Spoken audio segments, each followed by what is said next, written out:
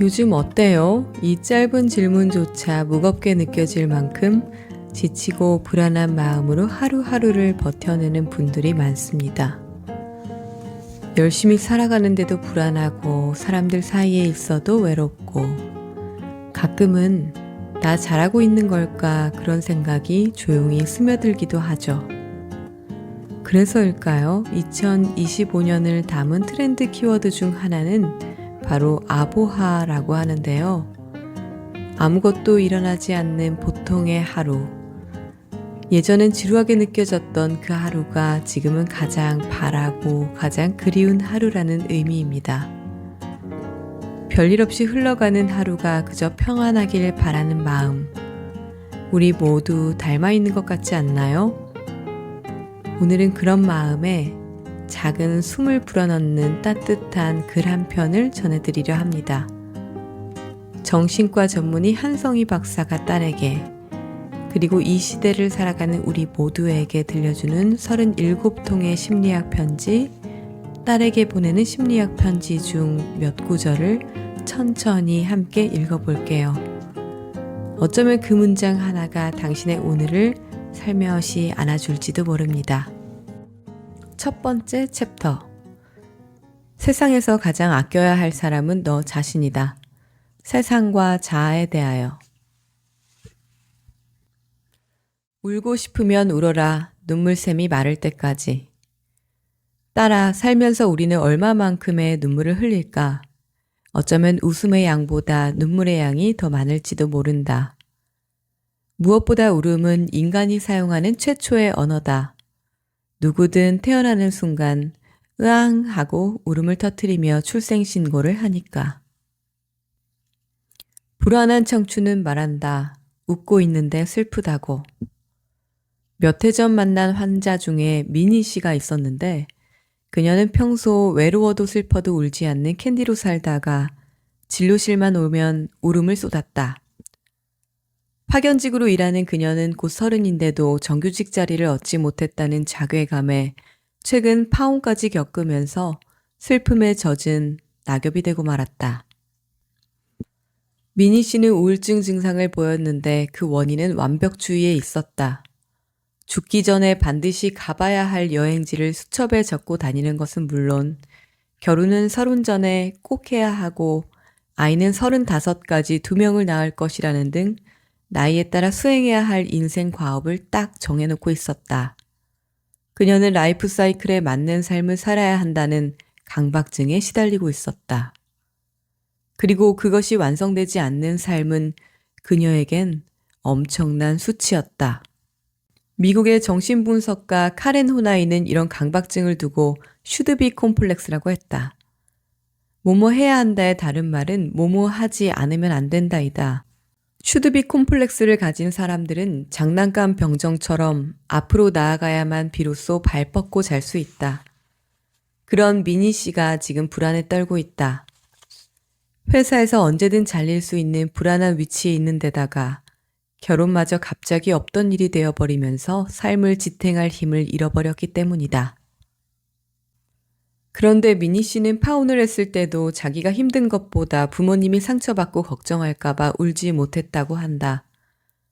외로워도 슬퍼도 울 수 없었던 그녀는 내 앞에서 참 많이 울었다. 차가운 땅에 붙어 떨어질 기미가 보이지 않는 낙엽 같던 그녀는 그렇게 한참을 울고 나서야 비로소 일어나 젖은 몸을 말리기 시작했다. 그동안 자신에게 조금만 덜 가혹했더라면, 울고 싶을 때는 좀 울어도 된다고 스스로를 다독였더라면, 그처럼 한꺼번에 긴 시간 동안 엉엉 울 일은 없었을 텐데 참으로 안타까웠다. 눈물은 내면의 아이가 아프다고 보내는 신호다. 기쁠 때도 울지만 슬플 때 더 많은 눈물이 나는 것은 상실감에서 오는 아픔 때문이다. 애도는 상실에 대한 심리적 반응으로 병적인 슬픔과는 다른 정상적인 슬픔이다. 그리고 애도 과정이란 상실된 대상을 찾으려고 하는 노력이다. 상실한 대상을 계속 마음속에 간직함으로써 그 대상과의 관계를 유지하려는 회복의 과정이기도 하다. 여기서 잃어버린 대상은 사랑하는 사람일 수도 있지만 때로는 미니 씨처럼 자기가 소중하게 생각한 가치나 도달하려고 애쓰는 이상적인 자아상이 되기도 한다. 그녀는 눈물을 흘리면서 비로소 마음속의 상실감과 그에 따른 분노, 무능감과 자책까지 자신의 숨은 감정을 살피고 들여다보게 되었다. 파오는 그녀 삶에 큰 상처를 남겼다. 하지만 그 상처는 오랫동안 외면했던 내면의 자신을 마주하는 계기를 마련해 주었다. 덕분에 그녀는 상처를 보듬을 수 있었고 간절히 바랐지만 차마 이루지 못한 소망들을 잘 떠나보낼 수 있었다. 그러니 30살이 되면 지금까지 살아온 인생을 돌아보며 무엇을 얼마나 이루었는가에 대해서만 셈하지 말고 그 시간을 잘 견뎌낸 자신을 위로하고 애도하는 시간을 가져보는 건 어떨까? 그 과정에서 눈물이 나면 기꺼이 울 일이다. 눈물에 인색한 사람은 자신에게도 인색해질 수밖에 없다. 내가 나를 돌보지 않을 때 벌어지는 일들. 예측 불허의 세상살이에서 무엇이 우리를 단단히 지켜줄까? 건강, 돈, 직업, 부모, 배우자 등 여러 가지가 있겠지. 건강하고 돈이 있어야 누군가에 의존하지 않고 독립된 생활을 영위할 수 있다. 그래서 사람들은 수단과 방법을 가리지 않고 그것을 쟁취하느라 나쁘끄러운 이전 투구도 마다하지 않는다. 그런데 그것들을 다 가지고도 불행해하고 때론 자살로 그 모든 것과 이별을 고하는 것을 보면 반드시 그것들이 소중한 가치를 지켜주는 것 같지는 않다. 내 몸을 보호하고 나와 내 가족의 사회적 위치를 보호하는 것만으로도 내 인생이 정말 안전할까? 마음이 무너지면 돈도 건강도 사회적 지위도 아무런 의미가 없다. 어쩌면 매일 무방비로 노출되고 있는 것은 바로 우리의 마음이다. 나를 돌본다는 것은 모든 감정을 허락한다는 뜻이다. 사람들은 부정적인 감정은 억누르는 게 좋다고 생각한다. 누가 불안, 두려움, 공포, 분노처럼 듣기만 해도 피하고 싶은 감정을 원하겠니? 그러나 사람의 모든 감정은 하나의 통로를 타고 흐른다. 만약에 부정적인 감정을 피하겠다고 감정의 통로를 막아버리면 기쁨, 행복, 환희 같은 긍정적인 감정까지 제한되기 마련이다. 심리학자 에이브러햄 매슬로우는 마음속 지옥을 피하려고 하면 마음속 천국도 멀어진다고 말했다. 부드럽게, 더 부드럽게 살아가라. 자기 마음을 돌본다는 것은 자기 안에 느껴지는 다양한 감정들을 허락한다는 뜻이다. 위에서도 이야기했듯 감정은 모른 척하고 억누르면 언젠가는 튀어나온다. 그런데 예상치 못한 방식과 강도로 튀어나오면 참 난감해진다. 그래서 감정도 적절한 한도 내에서 흐르도록 바라봐주고 인정해줘야 한다. 수치심, 죄책감, 불안, 시기심 등이 올라와도 이런 느낌이 드는구나. 당연하지. 인정받고 싶고 사랑받고 싶은 게 사람이니까 좀 잘해보려고 그런 거잖아. 충분히 이해해 하는 식으로 다독여줘야 한다. 이것이 정서적 여유이고 마음의 탄성이다. 당연히 마음에도 임계점이 있다. 그 지점을 넘기면 폭탄이 터진다.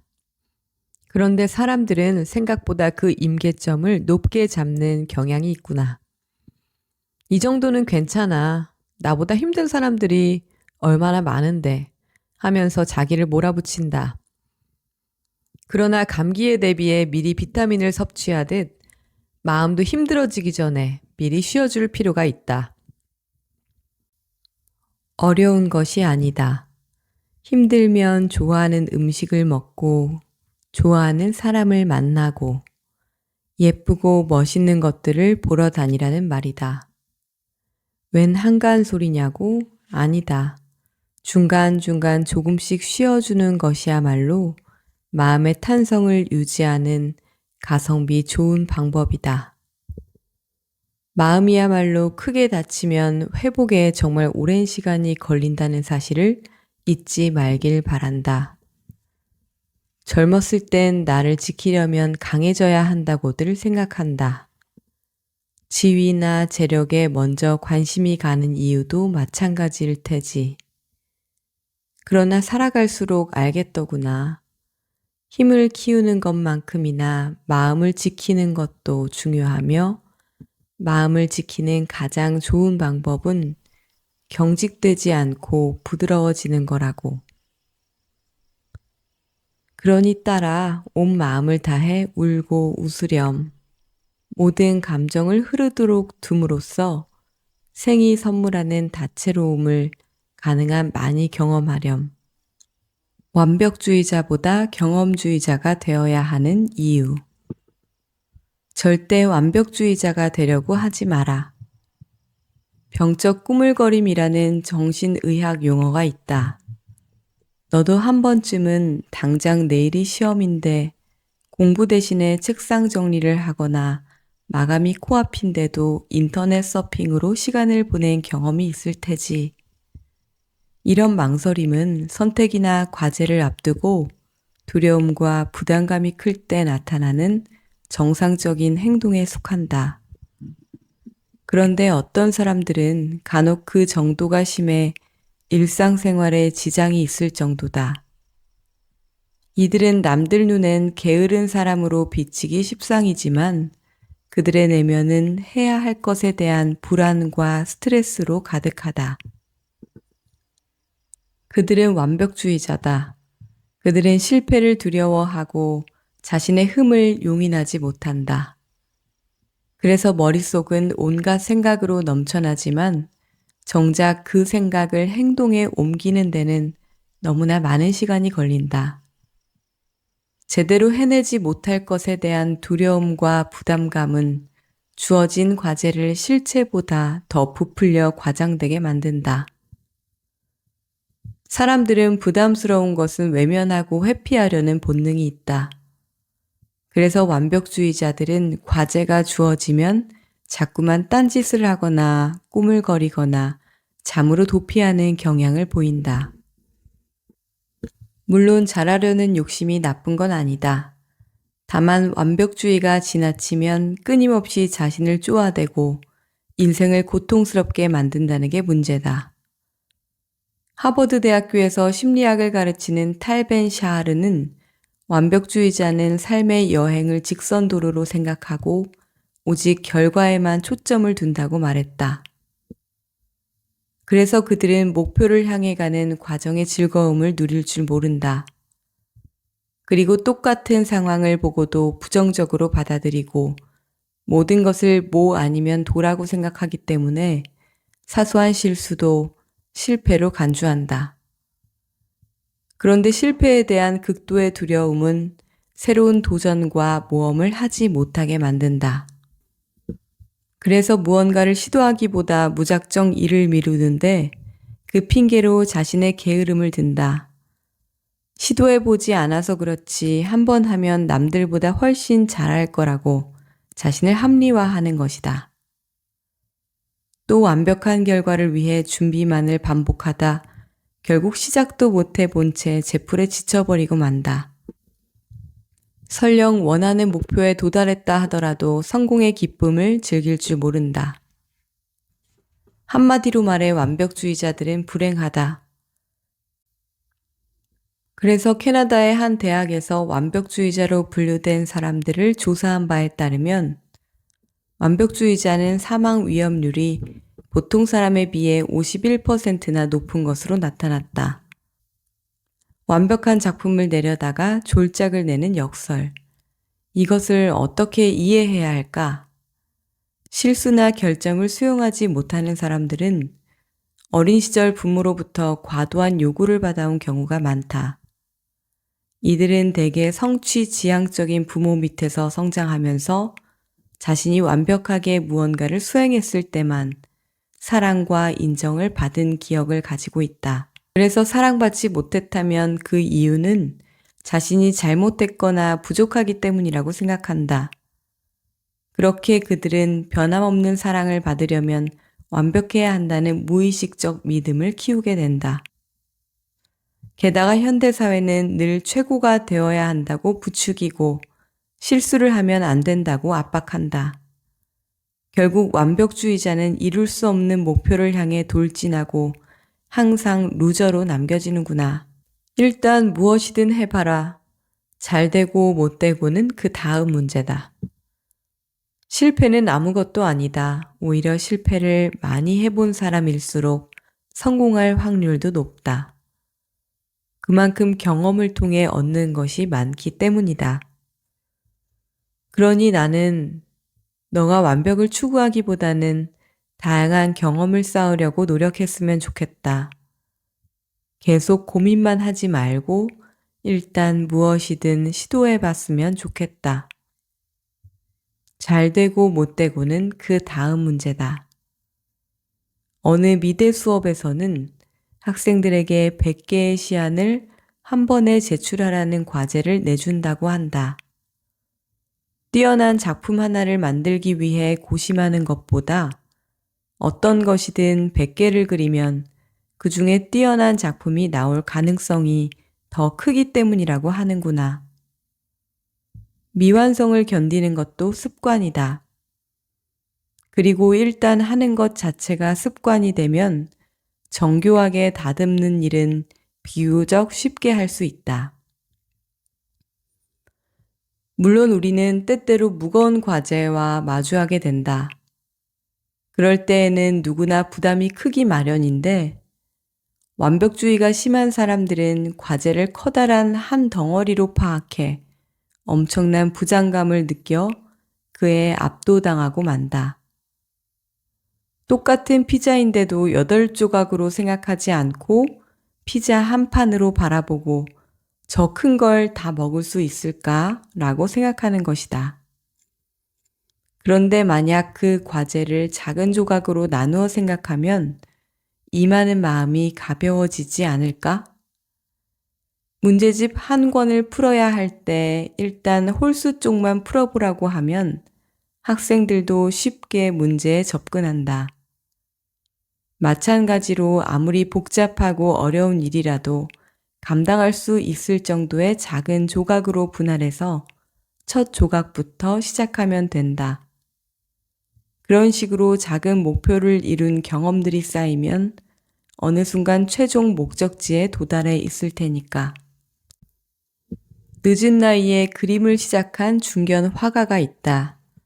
그는 아무리 지친 날이라도 캔버스에 점 하나라도 찍고서 하루를 마감한다. 대작도 차근차근 찍은 점들이 모여 탄생하는 거라며 그는 자기가 쉼없이 작품을 만들어낼 수 있었던 비결을 설명했다.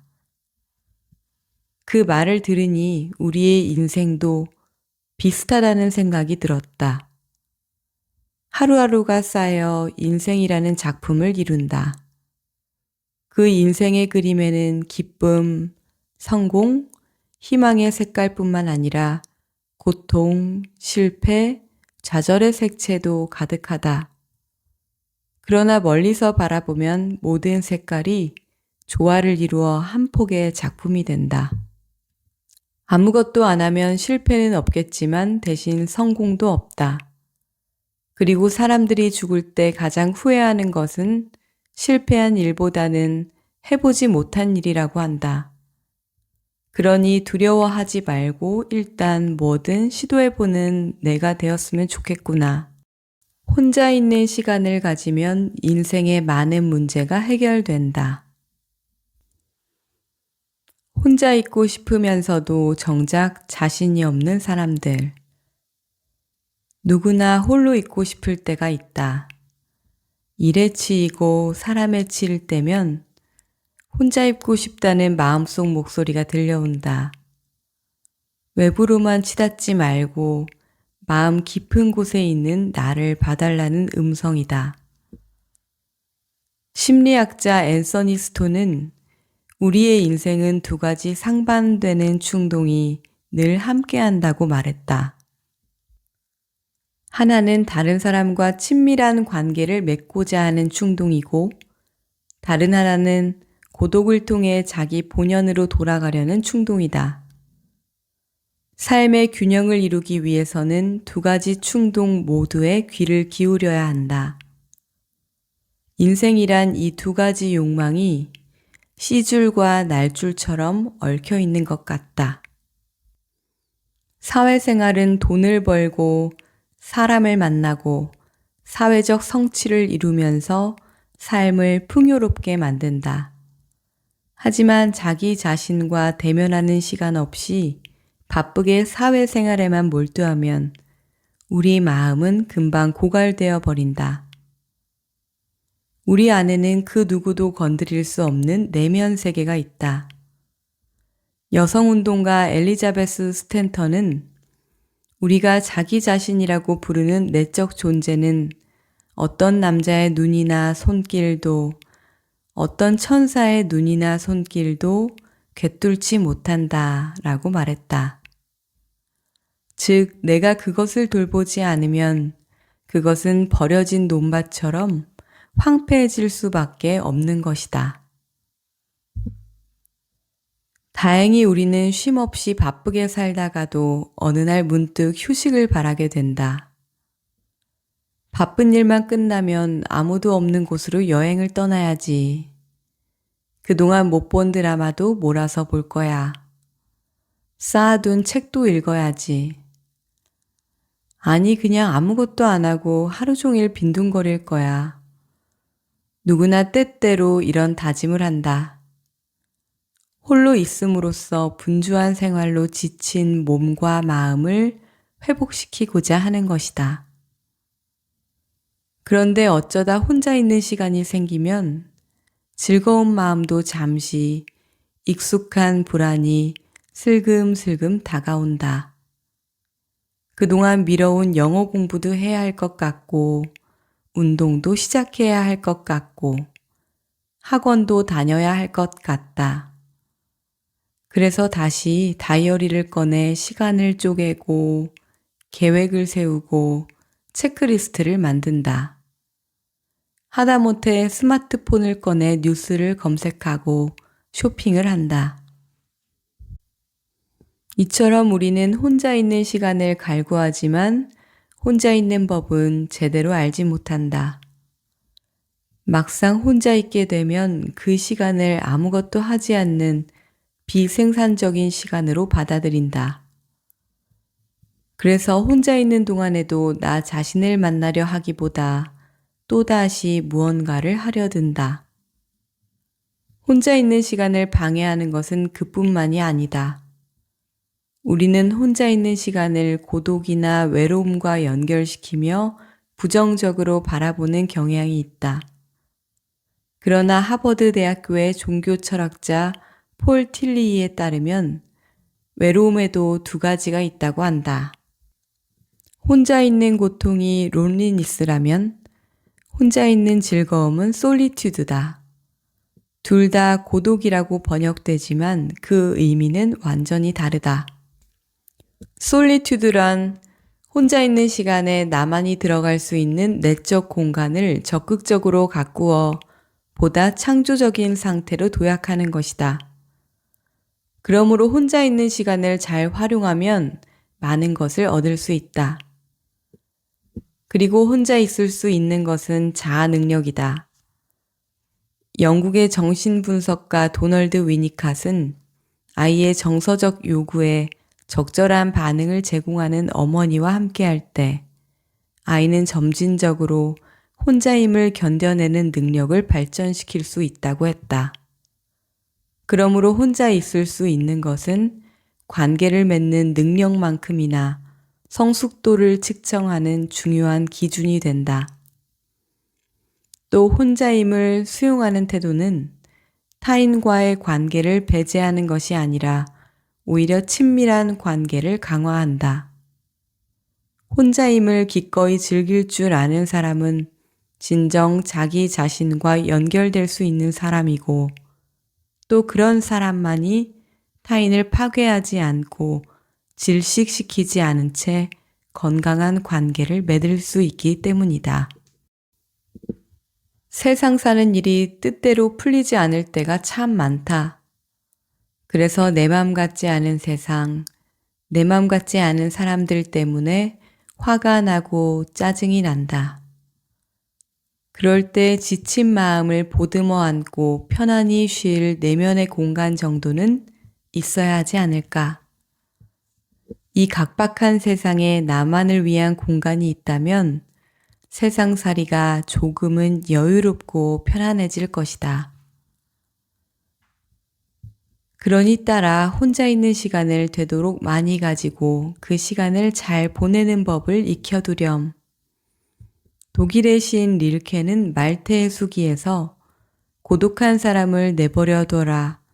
그는 지금 신을 만나고 있다 라고 했다. 고독이란 자신과 대화하는 시간이며 자신의 의미를 음미하는 시간이다. 그러므로 혼자 있는 시간을 가지면 인생의 많은 문제가 해결되기 마련이다. SNS가 외로움까지 치유해 주지는 않는다. SNS의 두 얼굴. 스마트폰과 소셜 네트워크는 인간관계를 맺는 방식을 크게 바꿔놓았다. 우리나라 페이스북 이용자들을 대상으로 조사했더니 페이스북 친구는 평균 331명, 오프라인 친구는 24명이었다. 친구가 300명이 넘다 보니 늘 접속과 동시에 쉴 새 없이 메시지, 정보, 사진 등이 올라온다. 관계가 넘쳐나는 시대인 셈이다. 소셜 네트워크에서는 관계 맺기도 쉽다. 사람들과 부대끼며 만나야 하는 오프라인과 달리 이모티콘으로 간단히 감정을 전하고 적당한 선에서 대화를 끊기도 하고 원치 않을 땐 나를 감출 수도 있다. 자기 노출을 강요받지 않기에 관계 맺기의 부담스러움으로부터 벗어나 원하는 방식으로 사람을 만나고 관계를 유지하기가 가능해졌다. 소셜 네트워크에서는 평소 마음에 들지 않는 부분은 감추고 괜찮게 생각하는 것만 출연해 되고 싶은 나를 만들어 사람들에게 내 보이는 일도 흔하다.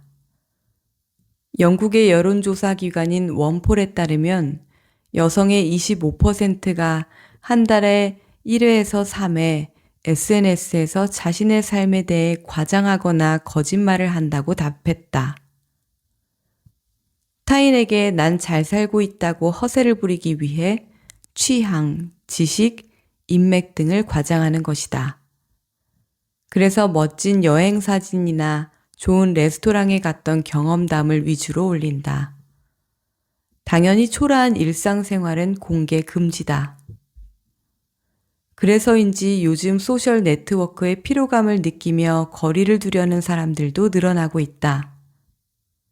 그러나 사람들은 온라인에서 이루어지는 가볍고 피상적인 관계에 피로를 느끼다가도 자기가 쓴 글에 좋아요가 별로 없으면 외톨이가 되었다고 느낀다. 또 다른 사람의 SNS에 올라오는 멋진 모습에 박탈감을 느끼면서도 자기도 그런 모습을 올려야 한다는 압박감에 시달린다. 상처받고 싶지 않은 사람은 외로울 수밖에 없다. 과학기술과 인간관계를 연구하는 심리학자 셰리 터클은 외로워지는 사람들이라는 책에서 자아도취적인 사람이 소셜미디어와 만나게 되면 어떤 일이 벌어지는지를 다음과 같이 설명했다. 그녀는 나르시시즘이란 자신을 사랑하는 게 아니라 너무 깨지기 쉬워 지속적인 뒷받침이 필요한 인격을 나타내는 말이라고 해석했다. 그래서 자아도취적인 성격의 소유자들은 타인의 복잡한 요구사항을 견디지 못하고 자기가 필요로 하는 것만을 취하며 관계를 맺으려고 한다. A라는 친구가 반응하지 않을 땐 바로 B라는 친구에게 접속하면 되는 소셜미디어와 그들이 어울리는 이유다. 내적 자아가 확고하지 않을수록 주변 사람들의 인정을 받으려고 애를 쓰는데 온라인 세상에서는 그것이 훨씬 빠르고 쉽다. 따라 너를 지지해주는 사람들을 떠올려 보아라. 그들과 달콤하고 좋은 추억만 나눠 갖지는 않았을 것이다. 오히려 아프고 힘든 순간을 서로 잘 이겨낸 뒤 더 끈끈하고 돈독한 관계로 발전했을 것이다. 그런데 온라인 공간은 관계에 필요한 내성을 떨어뜨리는 역기능을 한다. 당장 좋은 댓글이 달리고 팔로워가 늘면 관심을 받고 있다는 생각에 그런데 온라인 공간은 관계에 필요한 내성을 떨어뜨리는 역기능을 한다. 당장 좋은 댓글이 달리고 팔로워가 늘면 관심을 받고 있다는 생각에 기쁘지만 거꾸로 조금만 부정적인 의견이 올라와도 크게 상처를 입는다. 그러다 보면 좋지만 공허한 말들만 쌓여 채워지지 않는 고독감을 남기고야 만다. 그러니 SNS로 외로움을 달래려 하지 마라. 자연을 떠나서 인간이 살 수 없듯 관계도 서로의 촉감을 떠나서는 깊어질 수 없다. 정말 친밀한 관계를 맺고 싶다면 그냥 있는 그대로의 자기 모습을 보여주고 때론 단점도 드러낼 수 있어야 한다. 내가 온라인에서 감추고 싶은 모습이 있듯이 다른 사람도 같은 이유로 외로워하고 있다. 그러니까 스마트폰을 꺼내 피드를 훑기 전에 그들에게 직접 전화를 걸어보면 어떨까? 밥은? 건강은? 무슨 일은 없고? 어쩌면 우리가 가장 듣고 싶은 말은 항상 온라인 세상에서만 주고받느라 육성으로 들어본 적 없는 서로의 안부인지도 모르겠다. 우울. 우울은 무너진 마음의 균형을 회복하라는 신호다. 딸아, 너는 그런 적은 없었니? 마치 늪에 빠진 것처럼 한없이 바닥으로 가라앉는 기분이 들 때 말이야. 손끝 하나 까딱하기 싫고 모든 일이 무의미해 보인다. 축 처진 모습이 싫어서 운동도 해보고 친구도 만나보지만 집에 돌아오면 한없는 공허가 밀려온다. 급기야는 씻고 먹는 기본적인 일조차 하기 싫어진다. 계속 잠만 자고 싶거나 불면증에 시달리기도 한다. 흥미나 즐거움은 고사하고 집중력과 기억력이 저하돼 회사에서 자꾸 어이없는 실수를 저지른다. 무얼 하든 어디를 가든 몸만 휘적휘적 다닐 뿐 영혼은 어디론가 떠나버린 듯하다. 바로 우울이 우리를 찾아온 때다. 도대체 나는 왜 우울한 걸까? 우울은 기본적으로 상실에 대한 구체적인 반응이다. 상실이란 소중한 무언가를 잃어버리는 일이다. 사랑했던 사람, 오랫동안 바라봐온 목표, 애써 만들어 놓은 사회 경제적 위상을 잃었을 때를 상상해 보렴. 마치 자신의 일부가 떨어져 나간 것처럼 괴롭다. 그리고 그런 상황에서 아무런 힘을 발휘하지 못하는 내가 무척 실망스럽고 자꾸만 화가 난다. 더 나아가 나는 뭘 해도 안 돼 라는 무력감과 무가치감에 휩싸이기도 한다. 이처럼 상실로 인한 슬픔, 무력감, 후회, 무가치감, 자책, 미움, 분노 등이 우울이라는 감정의 스펙트럼이다. 그런데 꼭 거대한 사건이 있어야만 사람이 우울해지는 것은 아니다. 특별한 일도 없는데 일도 잘 되고 있고 가족들도 건강하고 친구들과도 잘 지내는데 어떤 이유에서인지 급격히 우울해지기도 한다. 그럴 때 사람들은 묻는다. 도대체 왜 이렇게 우울한지 모르겠어요. 우울은 내가 나를 보는 내 안의 눈 때문이다. 앞서 우울은 상실에 대한 반응이라고 이야기했다. 그런데 상실을 어려서부터 강하게 자주 경험한 사람들이 있다.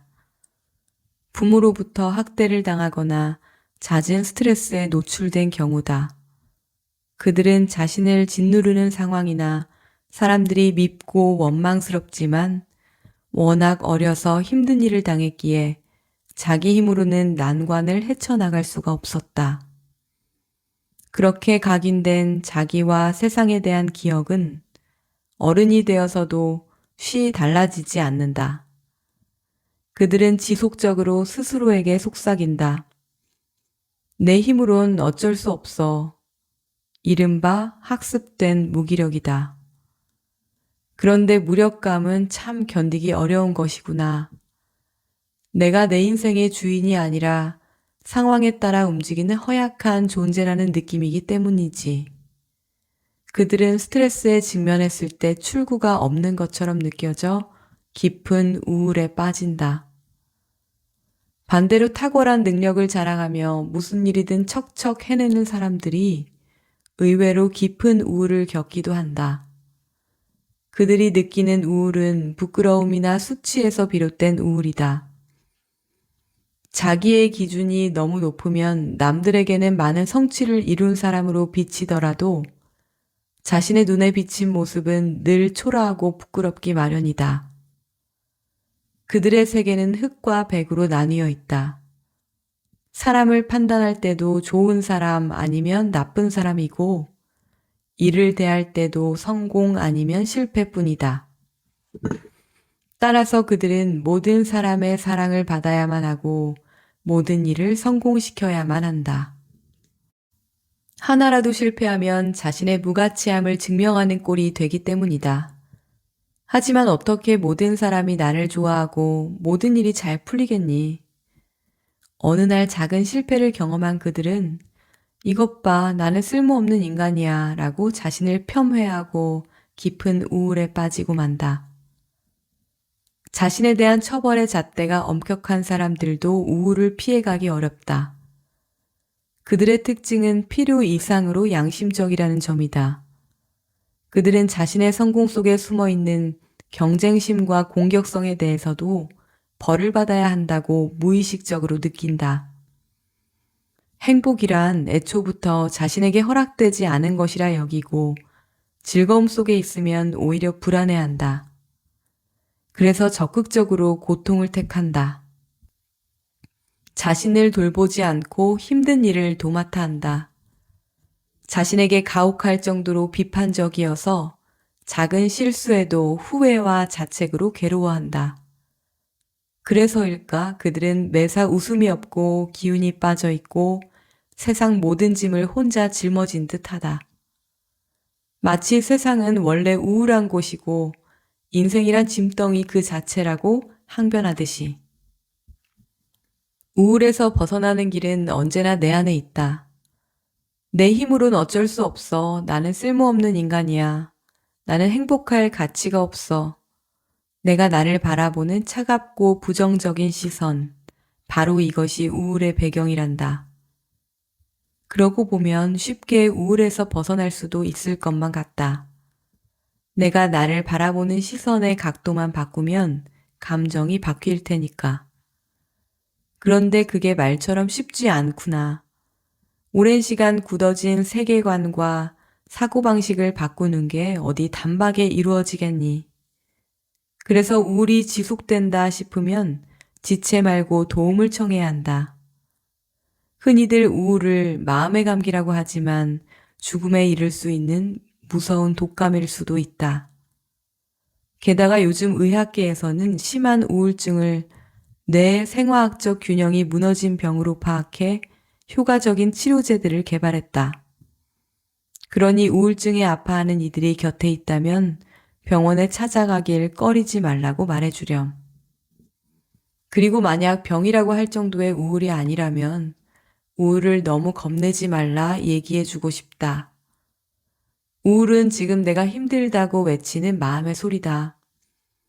내가 나를 너무 차갑게 바라봐서, 나 자신을 너무 엄격하게 대해서 지금 내가 아프다고 알리는 외침이다.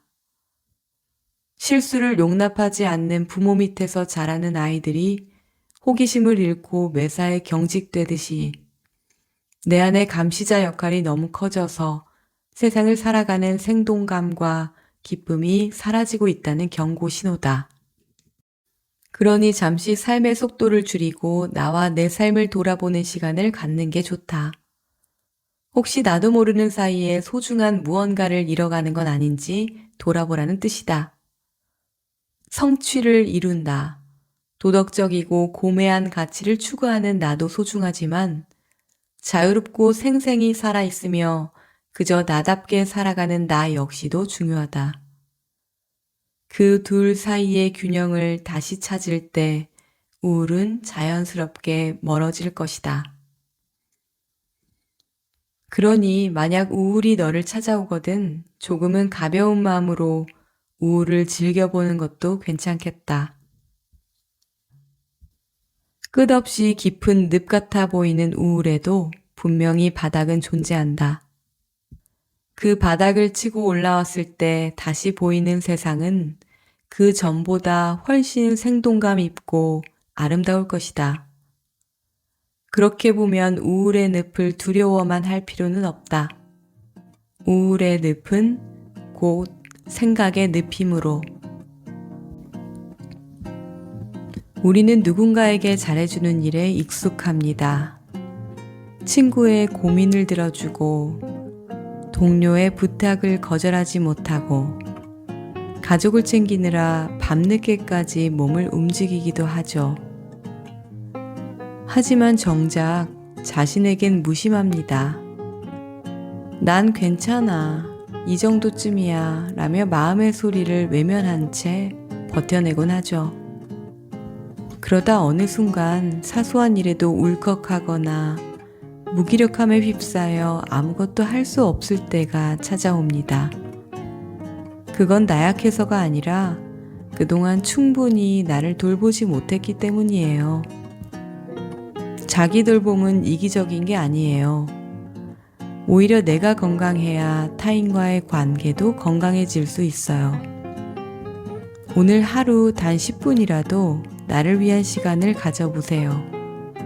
커피 한 잔의 여유, 좋아하는 음악 한 곡, 혹은 이 조용한 낭독 시간처럼요.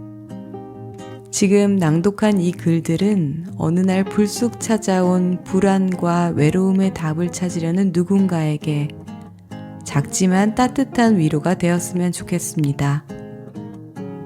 아무 일 없는 하루가 사실은 얼마나 귀한지, 그 보통의 하루를 살아내고 있는 당신이 얼마나 소중한 사람인지 오늘 그 마음만큼은 꼭 기억하셨으면 좋겠습니다.